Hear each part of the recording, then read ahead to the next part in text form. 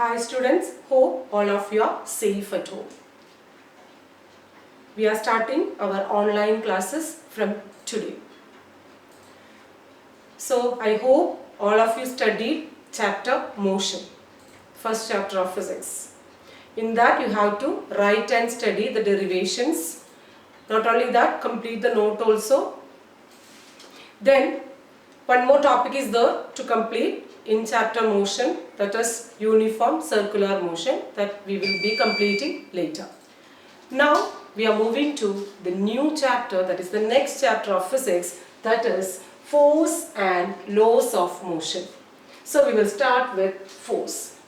You have already studied in class 8.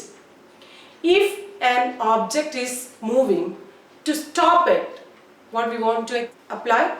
We want to exert or apply a force on it.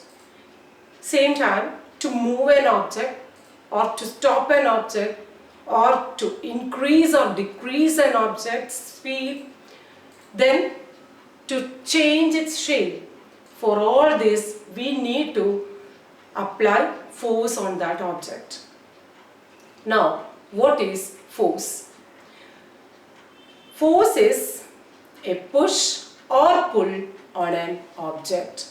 So what do you mean by force? Force is a push or pull on an object, and its unit is Newton. Now, what are the effects of force? Force can move an object from rest. Force can stop an object.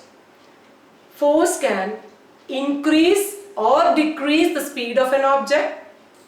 Force can change the direction of an object. Force can change the shape of an object. These all you have studied in class 8. So the first class, we just recall what we studied in class 8 and also in the previous chapter. In the previous chapter we studied about motion.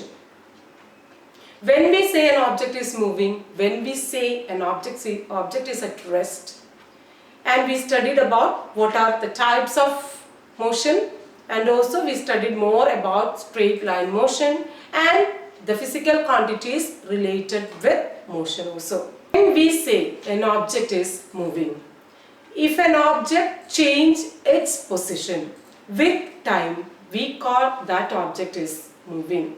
We can say that object is moving.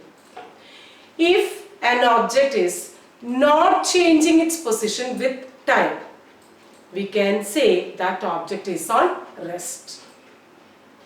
Then we studied about uniform and non-uniform motion. Then types of motion, we studied more about straight line motion. In that we studied the physical quantities related with motion, that is velocity, acceleration, then speed, like that. So these all things we need to this chapter also. So revise that chapter, read it thoroughly, study that very well.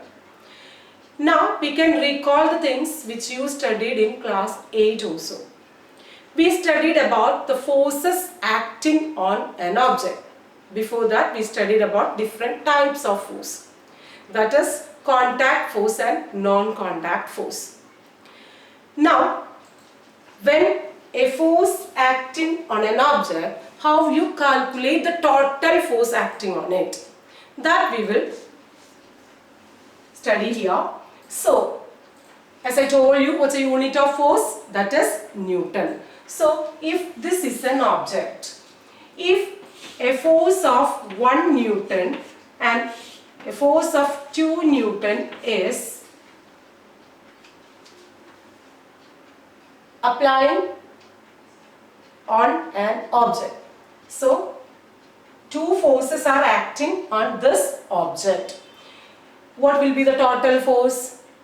So, if the forces are on same direction, these two forces are acting on the same direction. So, what will be the total force acting on this object? You have to add it. So, what will be the total force? 1 Newton plus 2 Newton is equal to 3 Newton. So, if two forces acting on an object in the same direction, you have to add it. Now, if same object, 5 Newton of force, then 3 Newton of force on the other direction acting on this same object. Here, what will be the total force acting on this object? Here, forces are acting in opposite direction. So, we have to take the difference. So, what will be 5 Newton minus 3 Newton is equal to 2 Newton.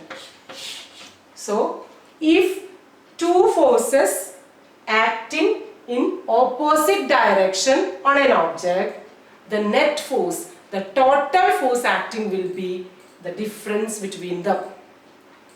If it is in the same direction, that will be add up. Is it clear? Now, one more example we can see. So, to this direction 5 Newton and to the other direction the same 5 Newton is applied. So, what is the total force acting on this object?